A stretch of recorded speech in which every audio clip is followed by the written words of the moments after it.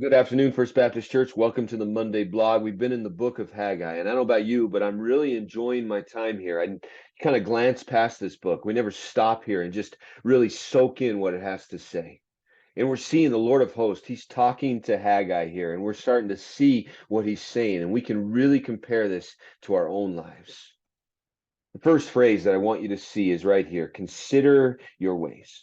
The Lord of hosts, or the Lord of armies, is saying this. And this is the second time he's talked about this. Back in verse 5, he said the same thing before he started talking about these Israelites and how they're focused on their own ways and not God's ways. And he's telling them it is time. It's time to go up to the hills, bring the wood, and build the house. What house, right? The house, the temple of the Lord. And he's saying, when you build it, I may take pleasure in it and be glorified. Now, our works don't save us, but our works most definitely glorify God. And he takes pleasure in the good things that we do. It goes on. If we're not willing to focus on God, then the things that we spend so much time with and the things that we behold will come to little. Right? It can be sports, it can be money, it can be our job, it can be our families, it can be a lot of different things that we may not think are bad in general, but when they're our main focus and not God, then that means that we will have little in comparison to what God can provide.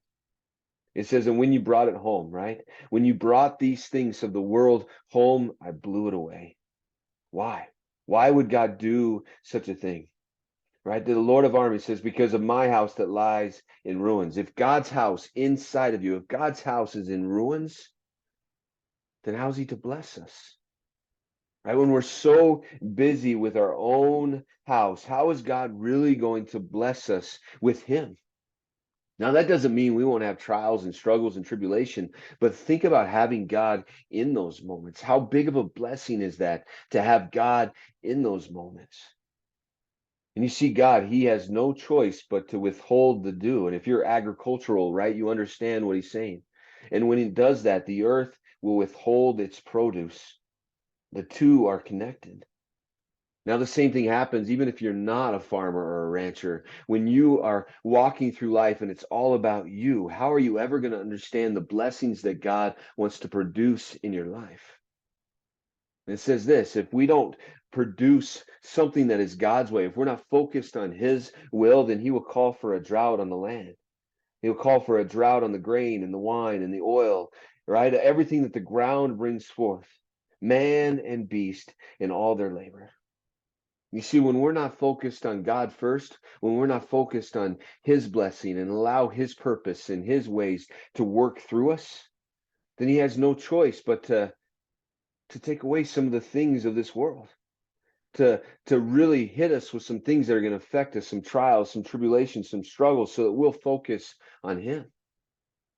No, I love it. What I love about the blessing is not this prosperity like gospel. No, it's that even in the difficult moments, we have this blessing because God gives it to us. And I don't know about you, as we go through life, I'd rather have God's blessing than not have it. He's going to use us regardless if we want him to or not. But I would much rather be used in obedience to God. I'd rather be used as I'm building up God's house first and allowing him to do the rest in my life, allowing him to build up my own house in the way that he would have it go. Right? Let God be the one that works in my house and builds my house.